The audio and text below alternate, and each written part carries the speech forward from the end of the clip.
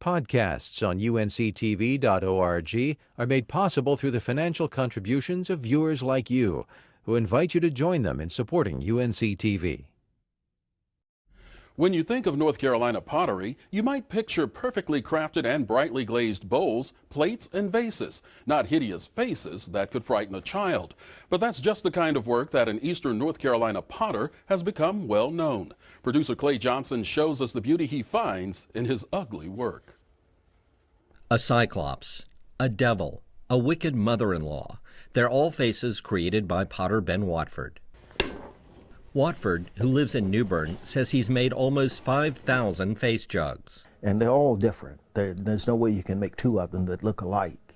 They're derived from the jugs that used to mark the graves of slaves in parts of the South where slaves were not allowed to have tombstones. If you're going to enslave someone, you have to dehumanize them.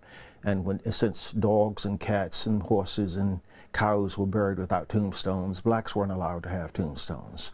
And so they often marked the graves of their loved ones with jugs like these to save their souls. So you make the face jugs as ugly as you possibly can, and that scares the devil away, and your soul can go to heaven.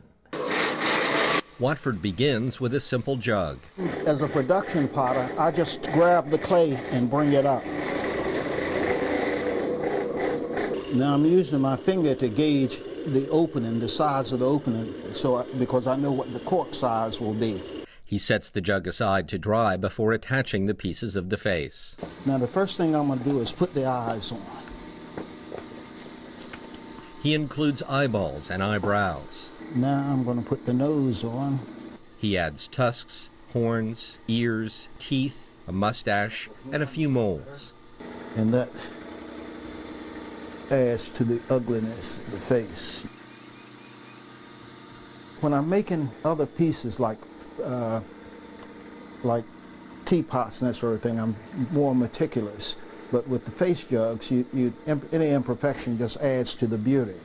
And that's what she looks like. Watford says he's given jugs to each of his 5 daughters, but only one likes them.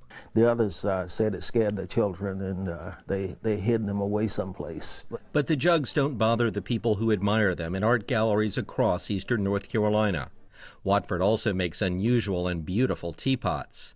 These dragon jugs are his too. Watford has always loved to play with clay. That was my first love, was art, pottery, painting, that sort of thing. He grew up poor in Hertford County, where clay was plentiful. In the absence of toys, you use clay as your plaything. When Watford went to Howard University in 1950, he wanted to major in art or literature, but majored in chemistry and mathematics instead to improve his chances of getting a job. I'm not sure I really liked either, but I could pass them and get good grades in them, so that was all that mattered. He taught high school chemistry and later became a university professor in science and math. But he continued to do pottery on the side and now can devote more time to it in his retirement. It's very relaxing to do this. Watford also finds relaxation in writing. There's a real pleasure in sitting down and just writing a novel or a story. He's written a science fiction novel called The Coming of the Comet, a Western called A Man and a Mule, and a book about his hometown of Winton that he co-authored with a childhood friend called You Can't Fall Off the Floor.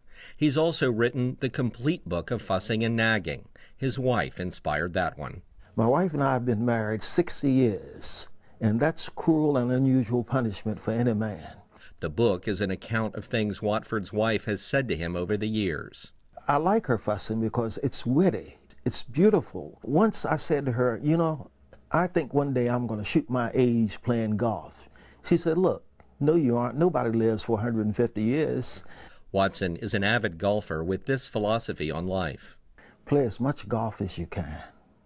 But this is his first love, finding beauty in the beastly faces of his jugs. When you're making a pot like this, everything goes right with the world. And you can find out more about Ben Watford's face jugs and his other pottery through a link on our website, unctv.org/ncnow. Podcasts on UNC-TV.org are made possible through the financial contributions of viewers like you, who invite you to join them in supporting UNC-TV.